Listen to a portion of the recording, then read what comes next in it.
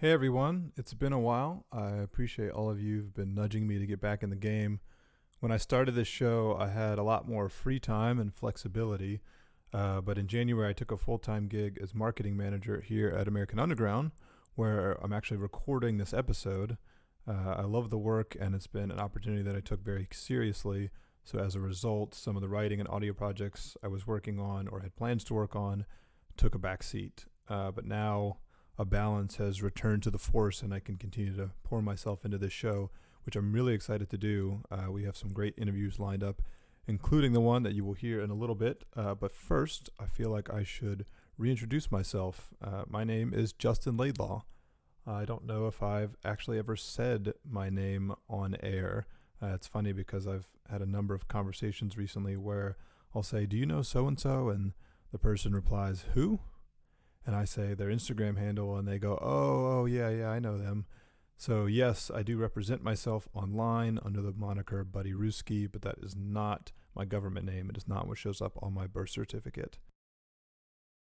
Probably know my work from my time at Runaway, which is awesome, and I'm super grateful for your support then and your support now. But I think there's a lot that leads up to this point in the story that I think is helpful in understanding my motivations, why I care about Durham so much, having been born here, how I got into writing and media, and so on and so on. So if you'll indulge me, at the beginning of each show from now until probably the end of the year, I'm going to do a little scene setting, sort of giving some history and background on those things for me, and then we'll get into the interview. It'll be 3 to 5 minutes, be real quick, but I think, again, it'll help us get to know each other a little bit better, and for folks that maybe don't know my background to understand me as an individual a little bit. So with that, we have a really awesome interview coming up with Joshua Gunn. He's somebody that I've known in the creative scene basically since I started in 2011, 2012. Our paths have crossed in a number of different ways through music and art.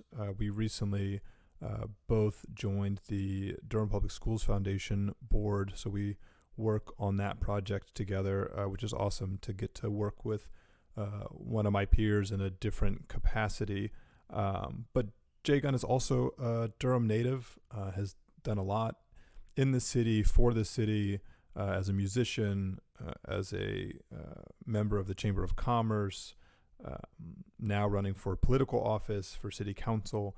So I think he has a lot of interesting perspective on Durham, on art, on hip hop, on a number of things, and so I'm really excited to have him be the guest that reintroduces this show. Like I said, I've been off for a little bit, but really excited to crank the gears and get things going again. So with that, this is my interview with Joshua Gunn.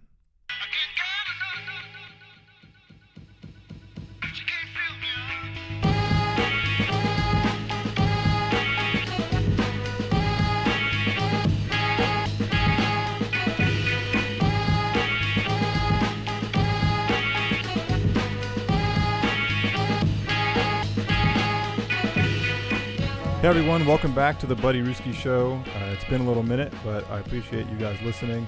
I have a really special guest today. He is a somewhat long-time friend, someone that you all certainly know if you've been in Durham in the last decade plus. Yeah, right.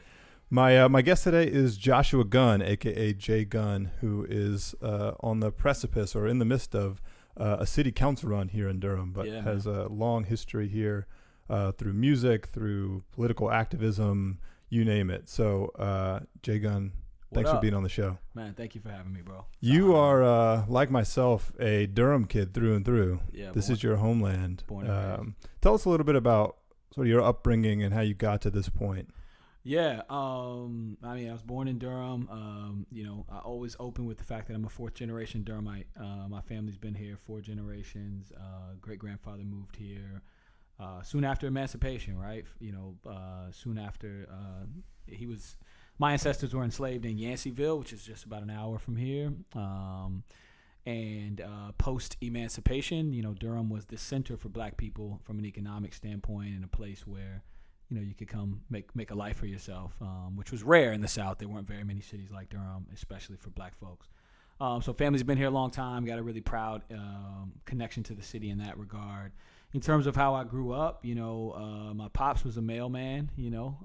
He's a retired Air Force. Was in Vietnam for 2 tours. Lived overseas for a while. Lived all over the world, actually, but lived in Germany for the longest amount of his career. Met my mom there. So my mom is from Germany. My dad is from Durham. They moved back to Durham in the 80s.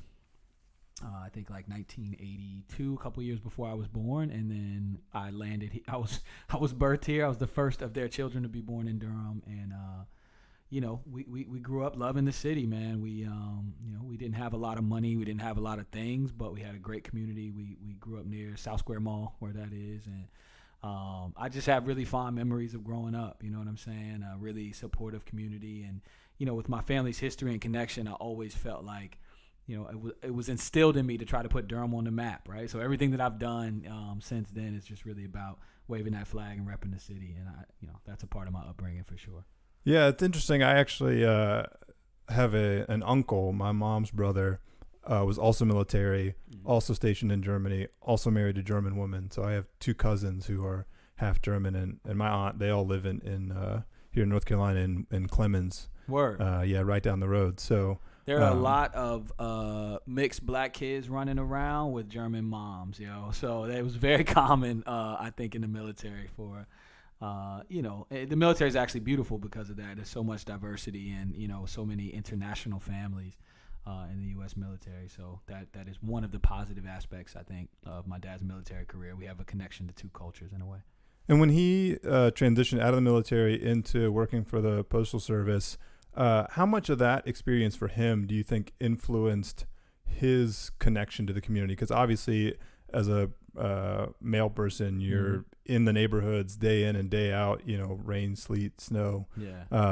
So how much of that experience do you think influenced his connection to Durham, and then how he's passed that on to you? Yeah, I think in a number of ways. I think him living overseas for 20 plus years, right? He went to A&T for a semester, and then he couldn't afford school anymore and ended up going into the service.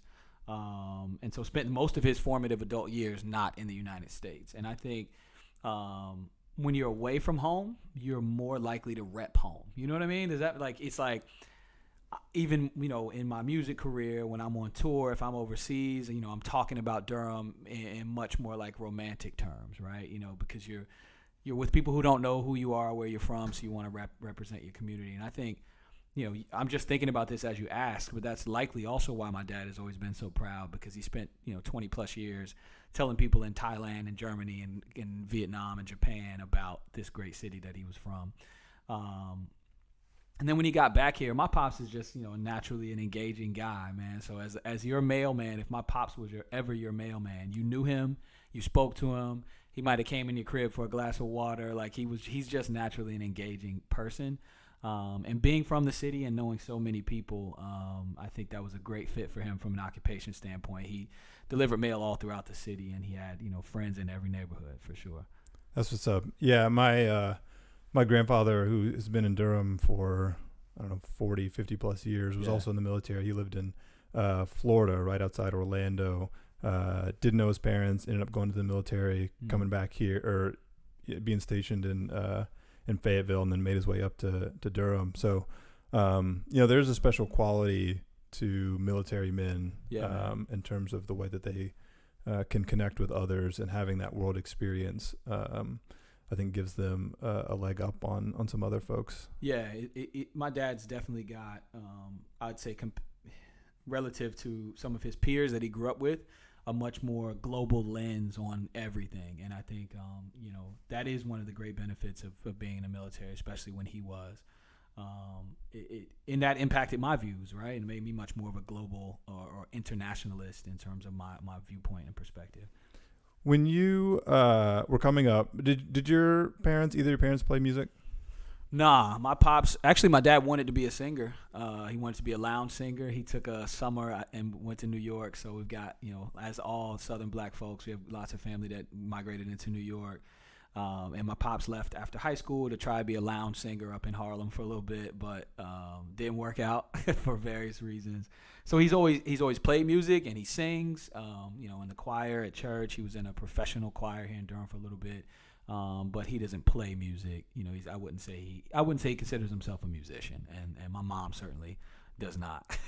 So where did that come from for you growing up? Did you pick up music through school? Was it something that your friends did? Yeah. How did you get connected with music early on? So my big brother is the reason why I got into hip hop specifically. I've always loved music. I've always loved performing. It just comes naturally to me. When I was like a baby, like a toddler, my siblings would walk me around the neighborhood, and I would knock on people's doors and sing for like $1. Like that was a thing for me as a real. So living out your father's dream a little bit. I guess so, man. I guess. And I didn't even know my dad wanted to be a singer until a few years ago. I hadn't heard his story of his childhood. Or his early teenage years. All I knew was that he went to school and then went to the military. So, he helped me connect some of those dots. So maybe he passed that on to me. But as far as hip hop, my older brother rapped. We're 7 years apart, and I wanted to hang out with him. You know what I mean? I was a little kid and he was a teenager. So I wanted to be around him, and him and his homeboys liked to rhyme. And so I just figured I'd try it out to impress them. And instantly, I kind of had a gift for it, right? It started off with me just memorizing other people's lyrics. It just comes naturally to me. So, test it out and write my own rhymes. And all of his homeboys were like, dang, dude is dope. And so now I can hang with them, right? My brother wouldn't mind having his little brother around if I was entertaining to his friends. So that's what really got me, just that connection with people and the way that I was able to express myself. It really helped me through some tough times growing up too, so my connection to music is largely tied to survival for me. Like, I'll post sometimes on social media and people take it for granted, but I say hip hop saved my life. It really did, bro. Like I was kind of an awkward kid, kind of like, had some troubles at home, and hip hop was the thing that gave me confidence, gave me sort of space to say what I couldn't say to my parents about my upbringing, or say to the elders about how I felt about things, helped me, establish my political lens too. So yeah, hip hop was just powerful for me, and it's music, right? And it's no doubt it's music, but for me, it's hip hop specifically that spoke to me.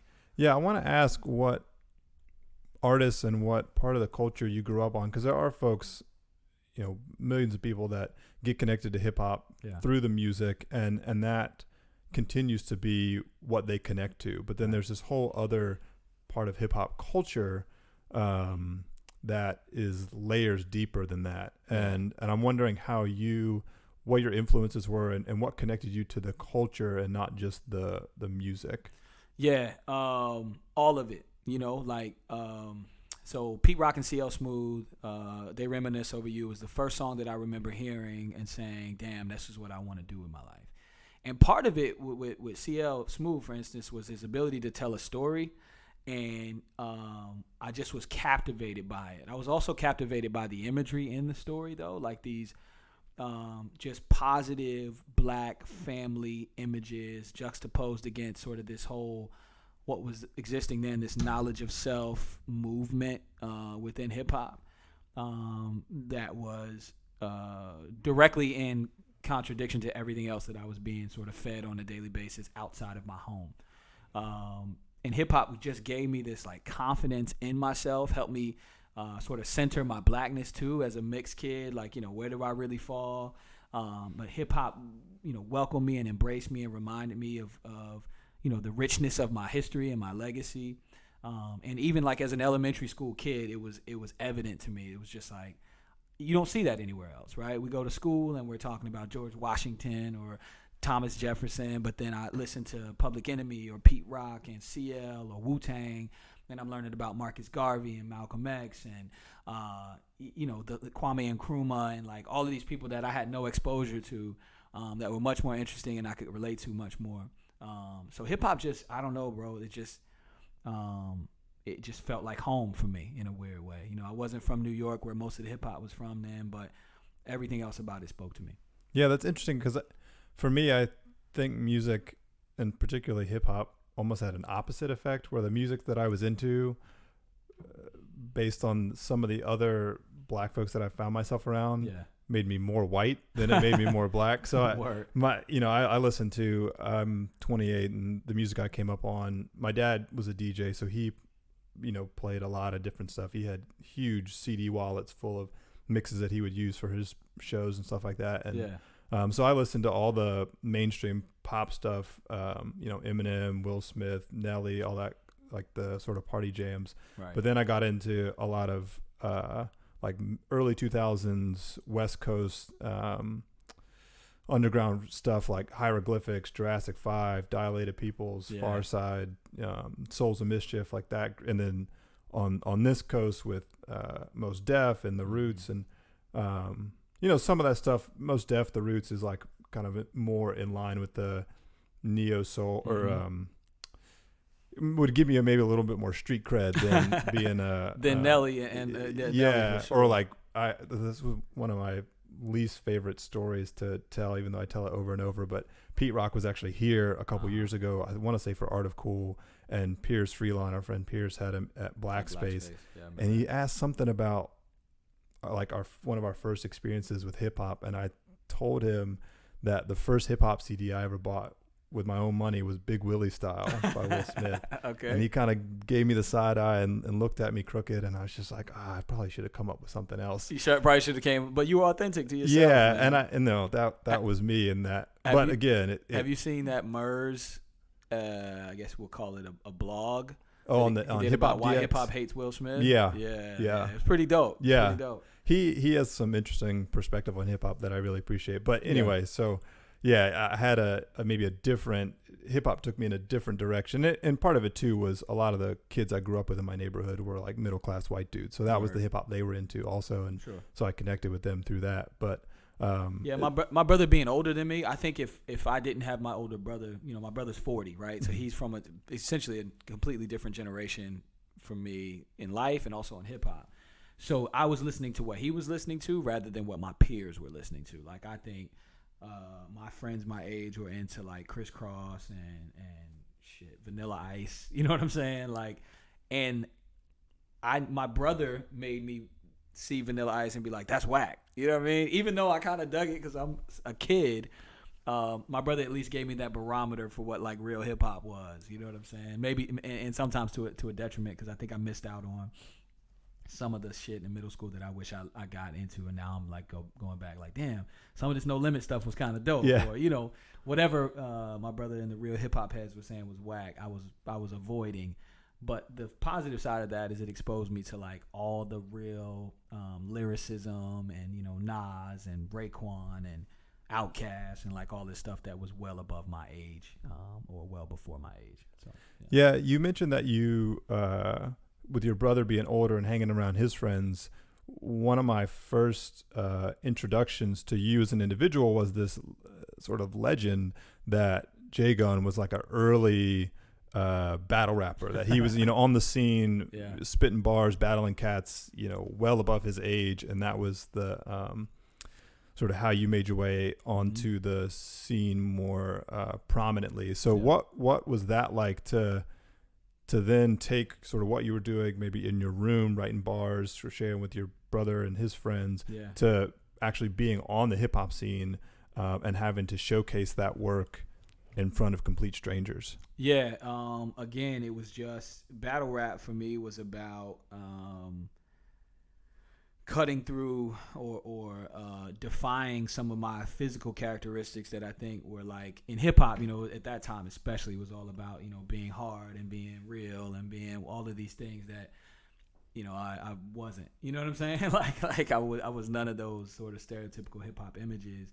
I was a skinny, high yellow kid, had both my parents and, my dad was a working class guy. I didn't have any like sort of, poverty story to tell, at least at that time. And battle rap, because I was good with words and had the ability to quickly memorize things, which is what freestyling actually is. It's like instantly memorizing something. It's not like, it kind of is stream of consciousness, but it's also like, okay, I'm in front of this person, what am I going to say about them, and then being able to recite it in 30 seconds. That part of it came naturally for me, and I'm like, all right, this is how I'm going to get my respect, right? And so before battling, I was dissing my brother's homeboys, right? Like they're teenagers and I'm dissing them and I'm a little middle school kid. And they let you get away with that? I mean, what are they going to do, right? That was the other advantage for me. It was like I was so small. Like if I said something that offended you, are you going to, you're not going to kill me. Right. Or if I hope you wouldn't kill me, or you're not going to fight a teenager or a little kid.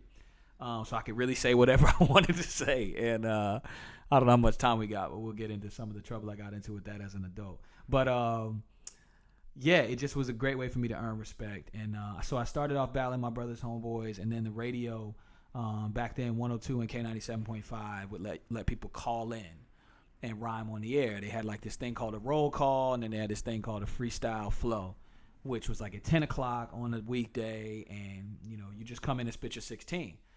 And I think I may be 12 at the time. I call up and just go off like my best 16. I didn't even really know how to rhyme on beat or anything like that, but my bars were pretty heavy for a 12-year-old. And so the radio DJ just goes nuts. Like he's like, yo, like this is crazy. And that kind of sparked it for me. I'm like, okay, maybe there's something here, right? Beyond just battling my brother and his homeboys, maybe I could, do this. And then a couple radio DJs were listening to the show, and long story short, contacted me and invited me out to the station. These DJs were at WXDU though in Durham. Yeah, cool. DJ Samps was the first to call me. Courtney C called. A bunch of them like, yo, I want to bring you to the station. And they really ushered me into the local music scene. And they were hosting a freestyle battle called Duel of the Iron Mics. $100 was the grand prize, which for me was like $1 million. I'm like, yo, I got to get this money, buying hella chips and candy and all of that. And they were like, we want you to enter. I don't even think they thought I could win. Like, I think they were like, this is a novelty. People will love seeing a little kid rap. And I had never been into like a structured freestyle battle before. So I came in, and again, this is just a testament to this, not to like brag, but a gift that I have with memorizing things and quickly adapting. Got in, I saw this first battle, saw the first round. I was just praying I didn't have to go first so I could at least see what this was like. Didn't go first, saw the battle, I'm like, oh, I can do this. I know exactly what to do. You get up there, the beat drops, you dish your opponent, you know what I mean? A couple punchlines. And I just killed everybody that day. Like that day was like the introduction of J Gunn. I was Baby J at the time. But that was like, yo, this is a thing for me. And the feeling I got that night of the crowd screaming and, breaking all the hearts of all the old, the rappers, it was like, that ushered me into the scene. And from then, bro, honestly, from like 13 years on, I never, at least here, had to try too hard. I could just instantly just be me now, right? It's like I got my respect from the people that I wanted the respect from, and now when I walk in a room, it's really about my skills. And it cut through all of the shit about how I looked and where I was from. It was just like, okay, this dude is dope. And so I give all respect for like that piece of it to DJ Samps and Courtney C and the Butter Team and Bro Rab for like giving me that shot and encouraging me. Because I mean, you can imagine how scary it is. Some of these cats were like real life killers. You know what I'm saying? Right, right. And I'm just on stage. And my parents dropped me off by myself, which is the part of the story that I think is hilarious. It was at Cat's Cradle. I was 13. My dad drops me off into the arms of these radio DJs that they don't really know. Like, all right, go ahead and get in there. And you know what I mean? Like, your brother's not there. My brother was in college, I think, by that time, or just in high school playing football or whatever he was doing. Yeah, he had to be, maybe he was a senior or maybe in college, but he wasn't there. So I was dolo. You know what I'm saying? And it could have went way left, but, fortunately it didn't. And that's where the story really begins. That's what's up. Yeah, I know that music has always, for as long as that I've known you, been a big part of your sort of how you're maneuvering through the world. It may not necessarily be your full-time gig, but it seemed to have opened many doors along the way. And trying to fast forward a little bit into sort of what you've been into now, it seems like that's true for a lot of hip-hop artists, is that because hip-hop is the dominant global culture right now, it seems, both musically and just in fashion and everything else,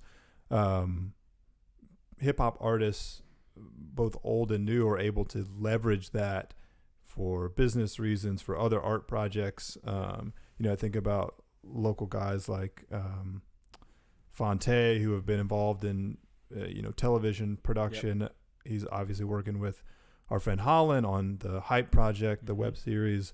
A guy like Jay-Z, as controversial as he might be right now, being able to sneak into or get in rooms that were otherwise reserved for not hip hop. Yeah. So I'm wondering what that experience was like for you, both trying to do music, but then also seeing how can I leverage this into other moves or other lanes that might give me longevity outside of music. Yeah, your point about hip-hop opening doors. Hip-hop has opened every door for me. Like anything that I have or any place that I've been or any room that I've been in, hip-hop opened that door for me. But in terms of, leveraging it, I wish I was smart enough to do it earlier. Early in my career, I felt like if I did anything besides music, then I was like lame or a failure or whack or like, if I'm consulting for some company or, if I'm working at a gig or scoring a movie or anything besides standing on stage and rapping or recording and being the dopest rapper on my block, I looked down upon. I felt like, man, I just want to make music. I just want to rap. When it goes back to your point too about the image of hip hop artists is, right? Like how many hip hop artists in the 90s and early 2000s are rapping about consulting for, software firms or whatever. So yeah. And it's like this allure, like, so one of the first record deals I got, MC Lyte signed me to it, right? So MC Lyte and this brother named James Dubose. Dubose had a deal with Universal. He hired MC Lyte to be the vice president of his company. I get some music to him. Lyte loves the music. They signed me to a deal. So I go to LA and spend like a bunch of time with Lyte. And this is like 2012. You know what I'm saying? MC Lyte hadn't had a record out since 98 or whatever at that time. Like a hit record out. And I see her car. I see her houses. I see how she's living. And I'm like, damn, hip hop is great. You know what I'm saying? But the more I talked to her, it was the voiceover work that she was doing and the voices that she did for cartoons and the, announcing at the BET Awards and consulting on film projects and like all of the ways that she had diversified her talents is what was actually paying her bills. Music pays when you go on tour, but when you come home, you need something else to do. And before I met Lyte, Lyte really was when the light bulb went off in my head, for a bad pun, but it was like, I got talent, I've got an audience, I can do other things. Why am I not doing those things to generate income for myself?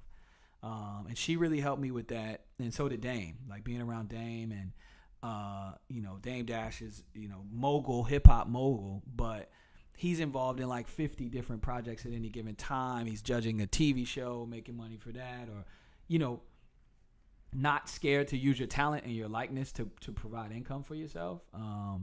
I think my exposure to both of them was like when I was like, okay, I can do several things, you know what I mean? And I should be charging for all of them, because especially here in Durham for a while, and really before I had kids, I would do all kind of stuff for free, bro. Like, hey, Gunn, can you help me? My company's doing this marketing campaign. Would love to get some ideas from you, or would love to use your music, or love to have you come speak at our company about something or another. And I just think back about all the times I could have been creating a business for myself out of that, and so the past few years I've really been doing that, right? Leveraging the skill sets that I have, the relationships that I have to create revenue for myself. And, that would be my message that I want people to take away from this. Your talent, like if you're a graphic designer, right, if that's what your talent is, doesn't mean that you can't also be an artist and do paintings and visual installations and, expand upon where what the core of it is. The core of my talent is I'm a rapper, but that means I can communicate. That means I'm creative. That means I have ideas. So let's do all of it. You know what I mean? Let's do all of it. And I'm charge for it. Like and charge for it, bro. And get paid well because, it's the only way we can survive as artists. The music doesn't pay what it used to, and you can only tour so much. You got to think of other ways to live and to eat. Yeah, it's one of the things that I've really appreciated about some of the programming that's come out of Art of Cool and Black Wall Street Homecoming.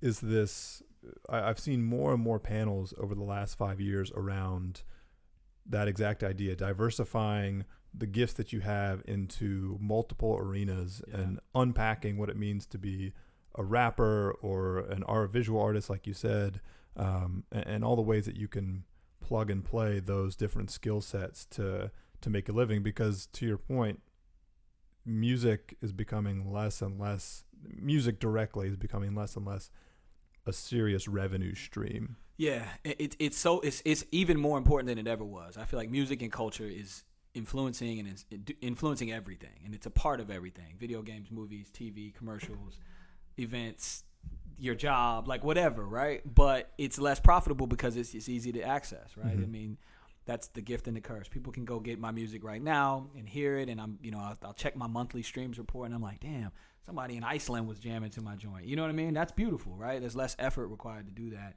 But, I mean, you get like half a penny. Right. You know what I'm saying? So, yeah, we have to diversify if we're going to survive. So thinking about that, recently you have been working with the Chamber of Commerce here in Durham. And, you know, they're a little bit of a legacy organization in a way. So this makes me think about, you know, based on what you've told me, historically, this is the type of organization that would say, hey, can we steal some ideas from you? Will you come in and talk to us for a second? And then we're going to take them and run with them. And instead you were able to,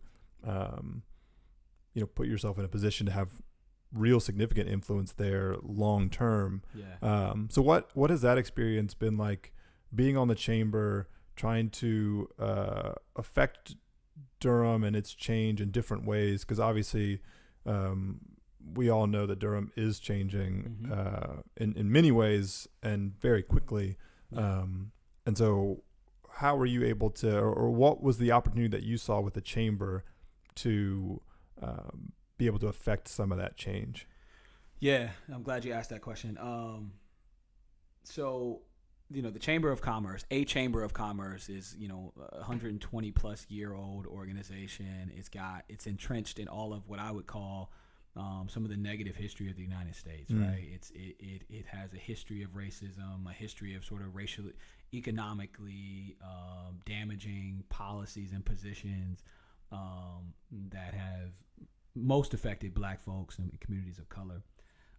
So when I got the call, I randomly got the call about the chamber, sitting in my apartment. My daughter was just born. I just got back from Korea on tour, and I'm like full rock star dad mode, but also wondering how the hell I'm gonna pay the medical bills, right? It's like we don't have health insurance as a rapper. I was a full-time artist at the time, right? Had like left all of my other hustles to lean back into music all the way.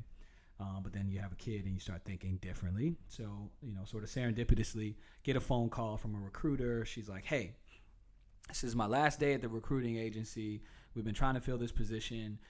I don't know if you're a good fit, but I know that you care about Durham. I follow your music. I'm a big fan of what you're doing. I just wanted to see if you'd take a look at this position.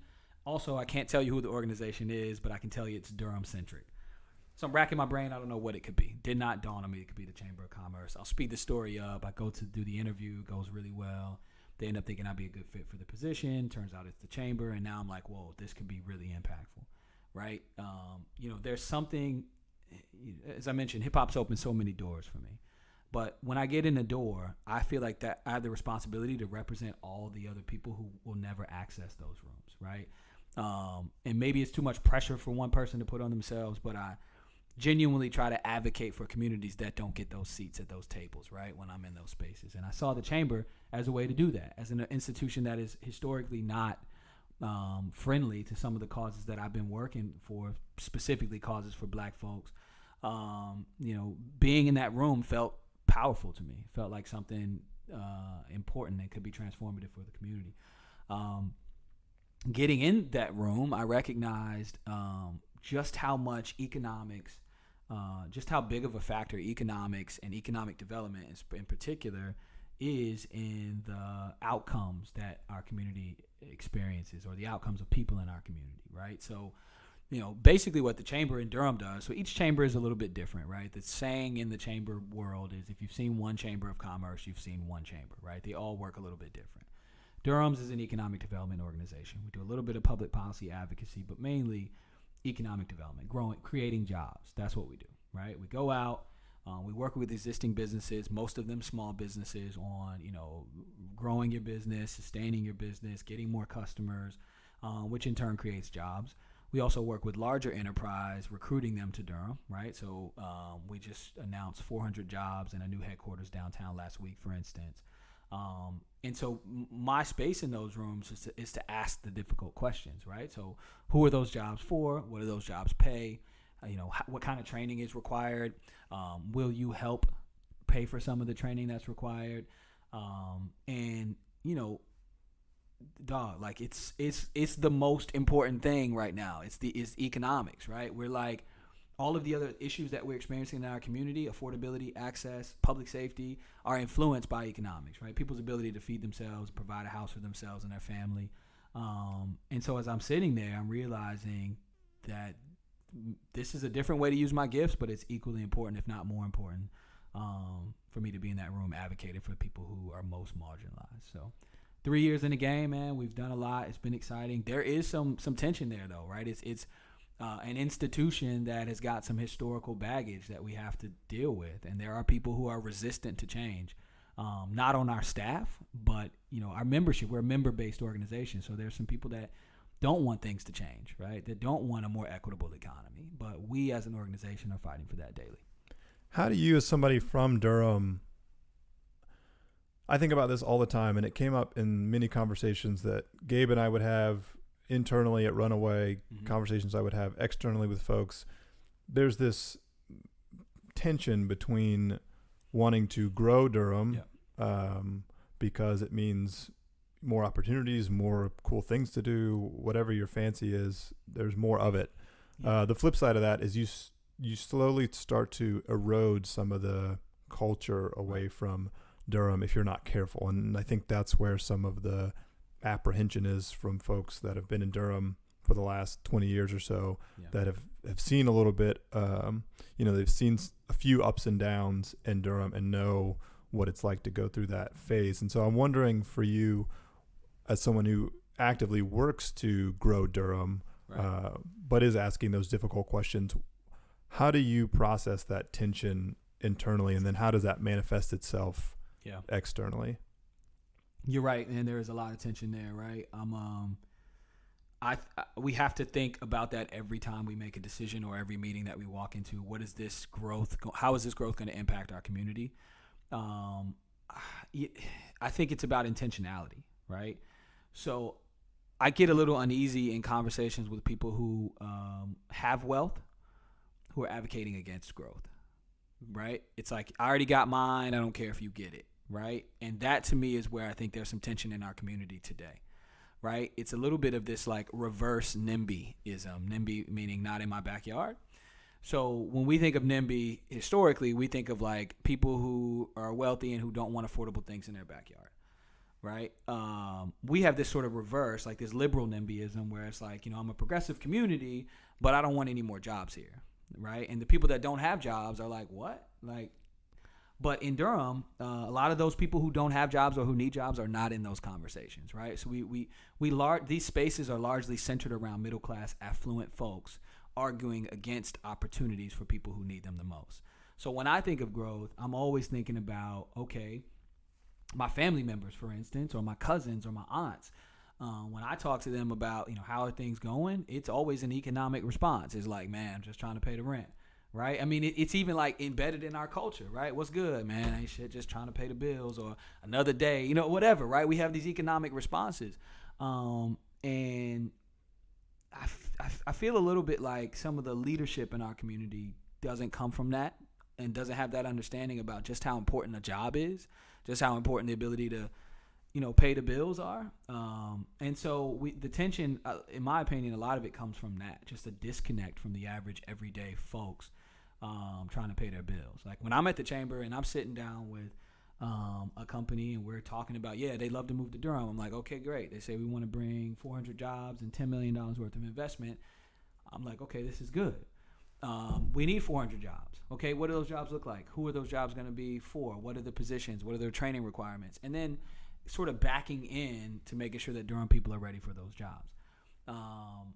So when I think about growth, I think about doing it in an intentional way. We need to grow because we need more jobs and opportunity, right? To say that we want to stop growing, in my opinion, is a little bit selfish, right? Because Durham's good enough for us, me and you. We're sitting here having this conversation. We might go have a latte or something later, or might get a craft beer from somewhere. So it's a great place for us, and we're loving it. But if we just want it to be for us, that's a little bit selfish, right? Because there's 20% of people in Durham at the poverty line that can't get that craft beer. And if we could create an opportunity or a job for them, maybe they could. And I know craft beer ain't the end all be all, but I'm just using that as an example of a quality of life, right? Whatever that means for the individual. So it is a tension, and it's a conversation we have every day at the chamber about, what is this? How is this growth going to impact the community? But I think it comes down to intentionality. Intentionality requires some difficult conversations. It requires sometimes to say no to a company that wants to land here. But in most cases, the triangle itself is super popular, right? It's got everything that a company from New York or San Francisco would want. It's got a rich talent pool, diverse resident base, universities, quality of life, fairly affordable for now, which I'm sure we'll talk about in a second. But the triangle is going to continue to grow. And what I've noticed at the chamber is we have sort of this disengagement between the public sector, our government officials, and the business community. And so when that happens, there's no room for intentionality. You can't control how your community grows. And so what you get is what we're getting today, which is luxury apartments on every corner. Because as the region continues to grow, there's always going to be someone who's like, well, shit, it's thousands of people moving in every year. I'm going to build a beautiful luxury apartment because I called down at the city to see, if we could do something else, and no one's answering, no one's responding. Or, look at downtown today, right? You've been downtown now, or working and hanging out downtown damn near every day for what, 5 years, 6 years? Yeah, not better part of a decade.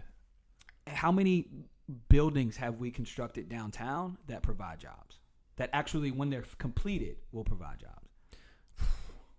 There's too many buildings to think about right now. Well, I'll help you think about it. So most of them are hotels. Mm-hmm. Most of the buildings that we built downtown that provide jobs are hotels, which are not, in most cases, living wage jobs, which are service industry jobs, right? Which are, it's difficult to sustain a lifestyle on a barista job right now. But then I'll ask you the same question. How many buildings downtown have been built for residences?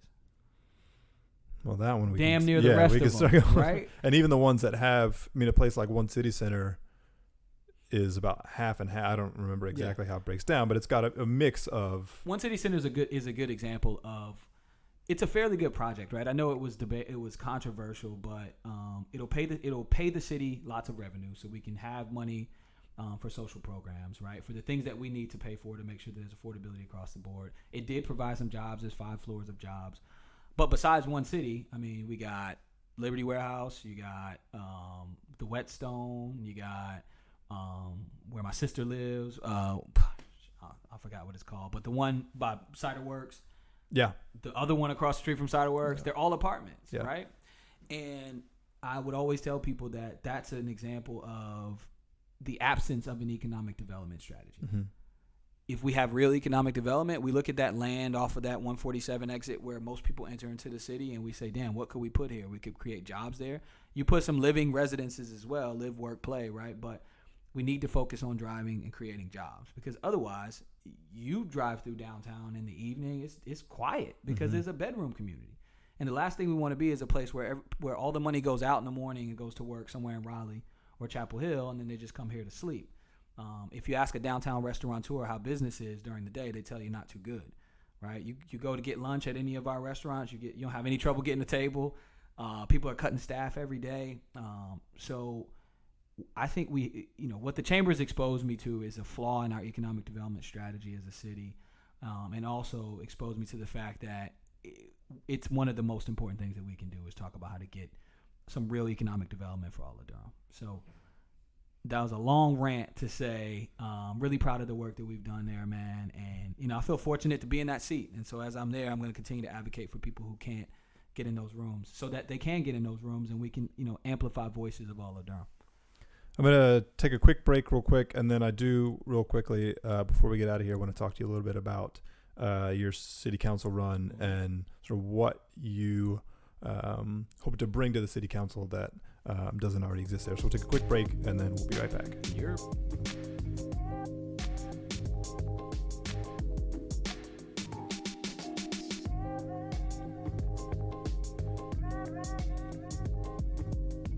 So I'm back here with Jay Gunn. We were talking a little bit before we took a break here about intentionality, and you talked about intentionality and how it's played out in Durham, and the motivations behind different people, different organizations here, and how that manifests itself in economic development, social causes, all that sort of stuff. I'm interested. I read the short piece that the Indie Week did when you made your announcement for the city council run, and you talked a little bit, or there was a quote from you about no one on the city council being from Durham. Mm-hmm. And it made me think, as many people know, Mayor Schul, Steve, has been a longtime friend and mentor of mine.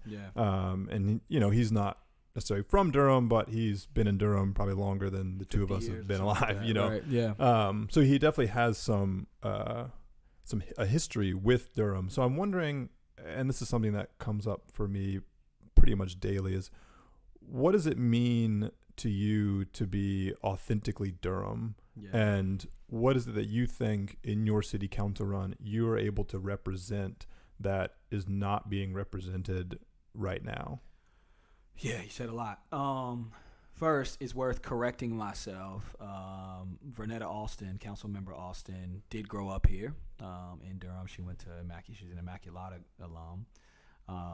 But I think, to your point about being authentically Durham, it means several things. It means really knowing the people of the community, and not just those people in the your neighborhood, but like Durham folks across the city. Durham's a vast city, right? We got North Durham, South Durham, East Durham, West Durham, affluent neighborhoods, inner city neighborhoods, public housing areas, and to really tell the story of Durham, it's like a quilt, right? You have to know all of the pieces of the fabric, right? And all of the different things that make this mosaic that makes Durham what it is. I use that term in a lot of my songs about Durham because I think that's what makes Durham fascinating. It's really a tapestry or a mosaic of all these various backgrounds of people just kind of sticking together to make this thing work. Especially when I grew up, and you grew up too, in the 90s, Durham was like this lost island, right? It was like, damn, why would you stay there? And a lot of people left, right? A lot of people left Durham, and actually most of the folks that I grew up with, we thought that staying in Durham meant that you failed, right? It's like, shit, I still see folks sometimes. I run into them at Food Line or whatever, like, yo, you back in Durham? And they'll be like, yeah, but just for a little while or just temporarily, right? Like, but those of us who stayed here and chose to stay here, we sort of developed this bond just through that simple choice, right? Like, yo, I choose Durham, and I love this place for various reasons, and even if it ain't perfect, it's mine. You know what I mean? It's all of ours. So I think there's a little bit of that. Authenticity is to be authentic. You have to think about authentic to who, and through music and through my community work, I've fortunately been exposed to all different types of Durhamites, right? Those people that were born and raised here, those people who just landed here, from another community, but all of us have this united, or we're all united around this genuine love for the city, and people love it for various reasons. But also we love Durham in spite of what it's not. You know what I'm saying? Like, it's just this weird relationship to Durham that I think it's beautiful. And I've had the ability to travel the world, and there's nowhere like Durham. You know what I mean? I always say that, and I mean it genuinely. There's places I enjoyed. I lived in LA for a little bit. LA was super dope. Spent lots of time in Manhattan and Brooklyn and all over Thailand and Korea. And there's beautiful, amazing cities. But Durham just has that it factor to me, and I think it really is just this energy of all these people contributing to this potential and this idea that Durham could continue to be something better, right? It's like those other cities I just named, they kind of are what they are, mm-hmm. right? Manhattan is what it is. San Francisco is what it is. Seoul, Korea is what it is, right? They're changing and evolving, but they're pretty much established, right?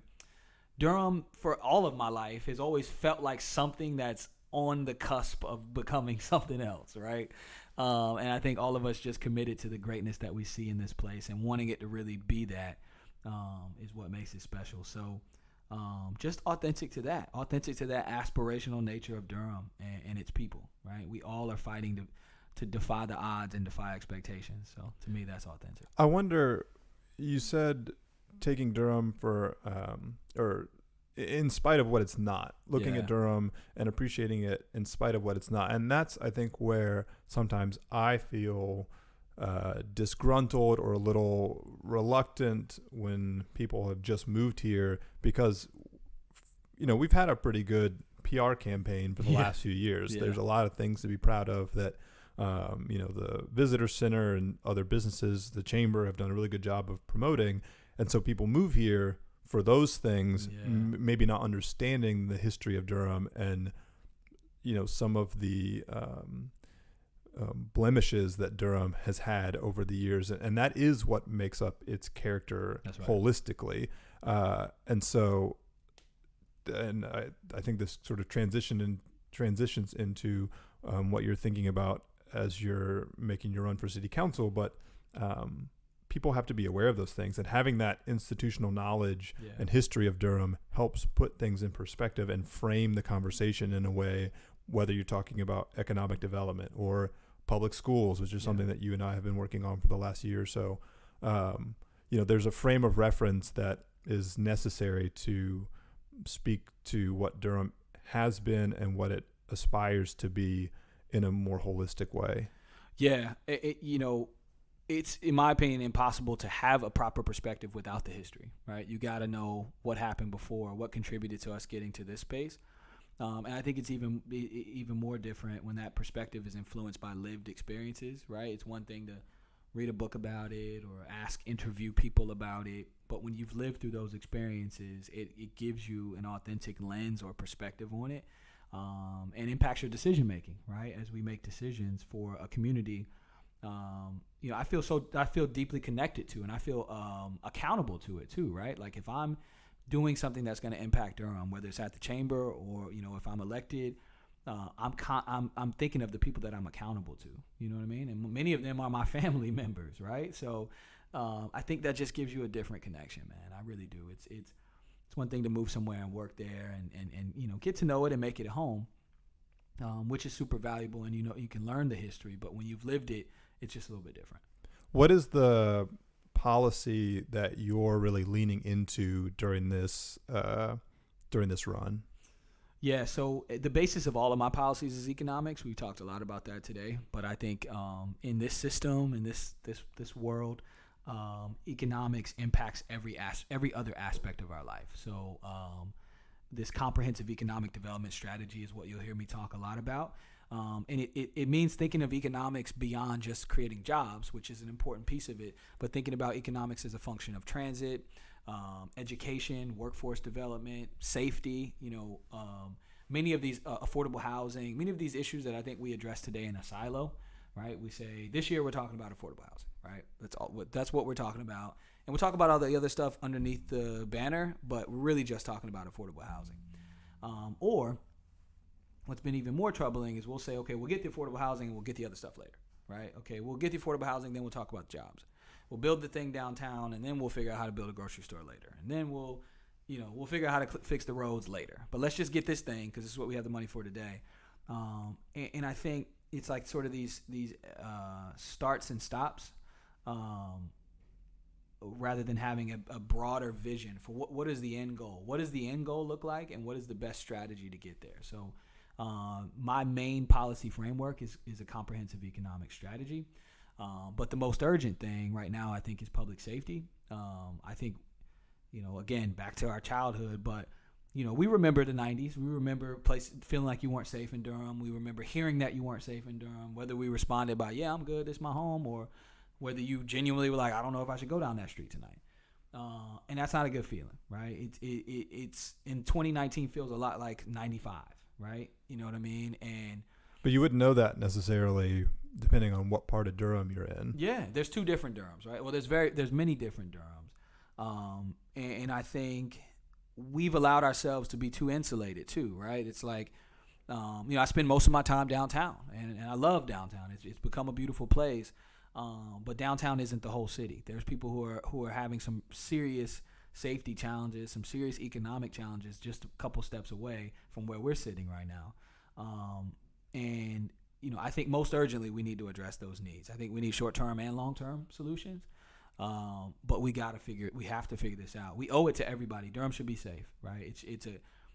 I met this mother outside of one of the political endorsement things, and we were talking about this, and she said she sleeps on the floor in her home. And so my initial thought was, oh, she sleeps on the floor because she doesn't have a bed. And, you know, I'm a solution-focused guy. So my first thought was, okay, we can get this woman a bed. That's not that hard to do.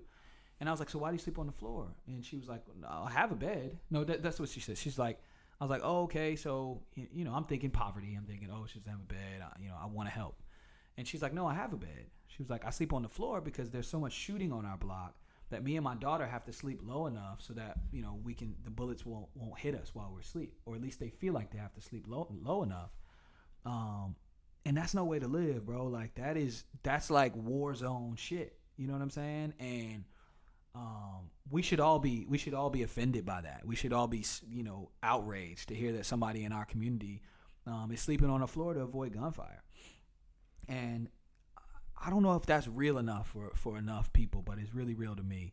And you know, I'm running for city council to change that, right? To get our neighborhoods have to be safe, right? Downtown has to be safe. It's a beautiful example when people drive in off 147 and say, "Where's Durham?" We love to show them downtown, and we have to focus on that as well. But our neighborhoods got to be priority right now. Neighborhoods got to be safe. Moms and daughters and sons got to be able to walk around and play and ride on their bikes without getting, you know, shot at or ducking bullets. And for me, you read about the murders, right? We always see the murders. And so, you know, one murder is too many, but the murders weren't daily for a while. The homicides weren't daily for a while. So I didn't realize that we're having shootings daily, right? Every single day someone gets shot in Durham. We had, I think, 50 shootings in 3 weeks, according to Chief Davis, over in August. That's several shootings a day at that point, right? That is, you know, when I got that data and saw that, and, you know, I was like, all right, I got to go out here and talk to the people in the neighborhoods, and I have been. And they're like, yeah, it's even more than that, right? I mean, someone gets shot every day, but think about the countless times where someone misses, right? And they're just, you know, there are people shooting. So gun violence is real in the bull, man, and it reminds me of the 90s. If you watch Welcome to Durham DVD, you remember that, right? Like, and that's not something to be proud of. That's not something to try to go back to be, you know, we need to address that. So that's the number one priority. That is influenced by the current events in our city, and I think we need leadership that genuinely cares enough about the people in the community to look past the data and the numbers sometimes and just focus on what the community is asking for. Mm-hmm. You know what I'm saying? And I think right now the community is asking to be safe. I'm gonna get you out on this. It's something that I try to ask folks when I get them on the podcast here. What is something that is inspiring you right now? It could be in music, it could be in your other work, it could be here in Durham, it could be national, international, but something that you've a conversation you've had, something you've consumed, a book, a movie, something like that is inspiring you as a person. A couple things have inspired me. One is I've been listening to a lot of Fela lately, Fela Kuti. And just leaning into his biography and reading about him and how he, you know, used music as a platform to really help fight for the liberation and freedom of his people. He eventually devolved in some ways into some problematic behaviors, but philosophically, you know, his people-centered politics have been inspiring me lately. But honestly, man, I'm inspired by the need to serve, bro. Like, inspired by, you know, I don't know if inspired is the right word, but the children being killed in our community have you know, maybe scared me. I don't know if inspired is the right word, but pushing me to really do this, right? Like I you know, Durham has been really good to me, bro. Like my dreams have come true. You know what I mean? I've toured the world. I've done television, movies. I've, you know, performed in sold out shows here and you know, been revered as, you know, an artist and a hero. And so my dreams have come true, but I think about all the kids who don't have access to those dreams, and it just makes me want to fight for them, bro. Like I really go to bed at night, every night, thinking about Zion and the kids that, you know, are doing shooting or being shot at or feeling like they're hopeless. They don't have any other opportunity or nothing else to live for. So I'm inspired by that, man. Inspired by the need to serve, man. Just to it's just super real for me, bro. Like I just can't imagine. That mother's story has been tripping me out because, you know, I have 2 kids of my own, and just going to bed at night in fear is not a way to live. So inspired by the ability to change that. I appreciate you being on the show. I think that's Thank a you, great thing for people to leave this conversation with, is to be thinking about their own lives and the lives of people right next to them, like you said, in their community, and how they can do a better job in whatever way to push our community forward and to be an ally or supporter in whatever way they can. So thanks again for being on the show. This has been great. Like you said, we could have gone a whole another hour. I wish we could, man. There'll be plenty more opportunities. I'd love to have you back on the show. So appreciate it, man. Thanks again. Where can people find your work or find, I know you have a campaign page, you've got your own stuff. Where can people find you online? So all my music is everywhere: Spotify, Apple, SoundCloud, all of those places, just under my full name, Joshua Gunn. Throw it in the search bar, you can get it. My campaign site is jgun for Durham. That's FOR, not the number 4. So jgunfordurham.com. You can find all kinds of updates. All of my Instagram profiles and Twitter is at jgunfordurham. Just stay tuned. So this week we're releasing some more platform information. We're talking about strategies and how we plan to affect some of the change that we talked about today. So tune in there. All right. Thanks everybody for listening, and we'll see you next time. Peace.